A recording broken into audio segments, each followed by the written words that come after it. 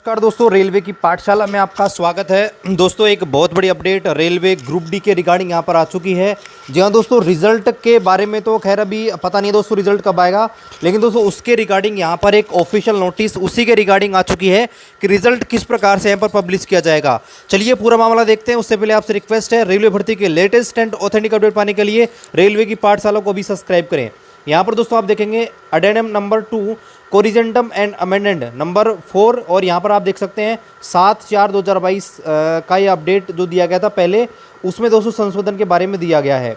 यहाँ पे आप देखेंगे ये जो नोटिस है RRC 01/2019 के लिए है और ये ग्रुप डी की जो भर्ती है उसके रिगार्डिंग यहाँ पर है और आज की डेट दे सकते हैं 6/12/2022 को यहाँ पर ये डाला गया है।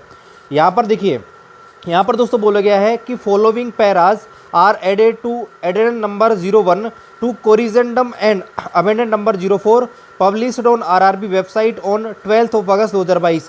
दोस्तों हुआ क्या था कि 12 अगस्त 2022 को रेलवे ने एक संशोधन किया था जो नोटिफिकेशन है उसके अंदर, और उस जो संशोधन किया गया था उसमें दोस्तों यहाँ पर कुछ चीज़ें ऐड की जा रही हैं, उनके बारे में बताया गया है। तो यहाँ पे दोस्तों बोला गया है continued from last para number 7 of amendment number 1। तो यहाँ पर दोस्तों एक पैरा नंबर 7 दिया गया था पहले, उसमें दोस्तों कंटिन्यू यहाँ पर किया गया है। चलिए देख लेते हैं पूरा। यहाँ पे दोस्तों बोला गया है in order to finalise the merit based on percentile score as mentioned above it is necessary to include only those candidate in the merit who have secured minimum percentage of marks for eligibility in various category. यहाँ पे दोस्तों बोला गया है कि जब हम merit बनाएंगे जो कि परसेंटाइल स्कोर के आधार पर होगी, जैसा कि हमने पहले ही बताया था, तो दोस्तों यहाँ पर बोला गया है कि जो मेरिट है उसमें दोस्तों जो आपके category wise minimum qualifying marks लाना बहुत ज़रूरी है। और दोस्तों ये होंगे यूआर के लिए 40% ज़रूरी है, ईडब्ल्यूएस के लिए 40%, ओबीसी नॉन क्रिमिलियर के लिए 30% और एससी एसटी के लिए दोस्तों 30% मिनिमम मार्क्स यहाँ पर होने चाहिए। और ये पैरा नंबर 14.1 में दिया गया है पहले ही। यहाँ पे दोस्तों आगे बोला गया है shortlisting of candidate for various stage shall be based on the normalised marks obtained by them whenever CBT is conducted in multiple session for same syllabus। और यहाँ पे दोस्तों बोला गया है कि ये जो शॉर्ट लिस्ट किया जाएगा उसमें दोस्तों यहाँ पर नॉर्मलाइजेशन भी होगा, इसलिए जो भी यहाँ पर स्टूडेंटों का सिलेक्शन होगा वो नॉर्मलाइज स्कोर के आधार पर ही शॉर्ट लिस्ट होगा।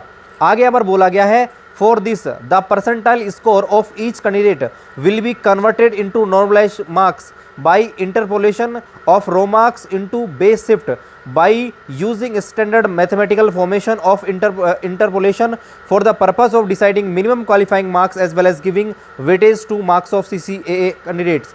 यहाँ पे दोस्तों क्लियरली उन्होंने बोला है कि भाई परसेंटाइल स्कोर के आधार पर तो हम सेलेक्ट करेंगे, लेकिन फिर भी दोस्तों यहाँ पर नॉर्मलाइजेशन यहाँ पर होगा। जी दोस्तों, नॉर्मलाइजेशन के बारे में क्लियर दोस्तों यहाँ पर रेलवे ने बोला है कि नॉर्मलाइजेशन यहाँ पर होगा, क्योंकि यहाँ पर सेम शिफ्ट एक शिफ्ट में बहुत सारी शिफ्टों में पेपर हुआ है और सेम सिलेबस यहाँ पर हुआ है, इसलिए दोस्तों यहाँ पर हम क्या करेंगे, जो बेस शिफ्ट है उसको दोस्तों स्टैंडर्ड मैथमेटिकल फॉर्मूला में रखेंगे और परसेंटाइल स्कोर के आधार पर दोस्तों यहाँ पर नॉर्मलाइज स्कोर यहाँ पर निकालेंगे और उस नॉर्मलाइज स्कोर के आधार पर ही फाइनल यहाँ पर मेरिट मिलेगी। तो यहाँ पर ये चीज़ तो क्लियर है कि यहाँ पर नॉर्मलाइजेशन होने वाला है।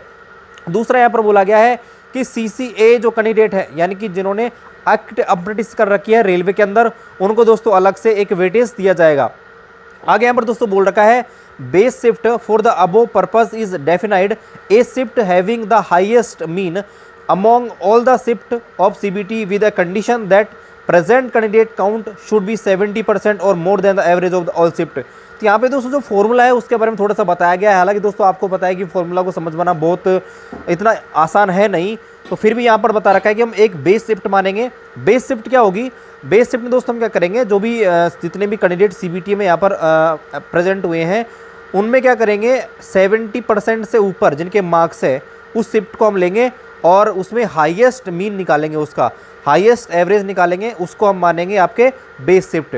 और फिर क्या किया जाएगा, in case highest mean of 2 shift are same, अगर 2 शिफ्ट है जिनका हाईएस्ट मीन यहाँ पर सेम आता है तो यहाँ पर बता रखा है highest individual marks shall be considered as base shift.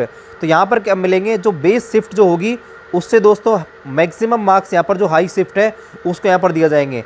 In case both the highest mean and the highest individual marks are same, then shift having highest present candidate count shall be considered, base shift will break the tie।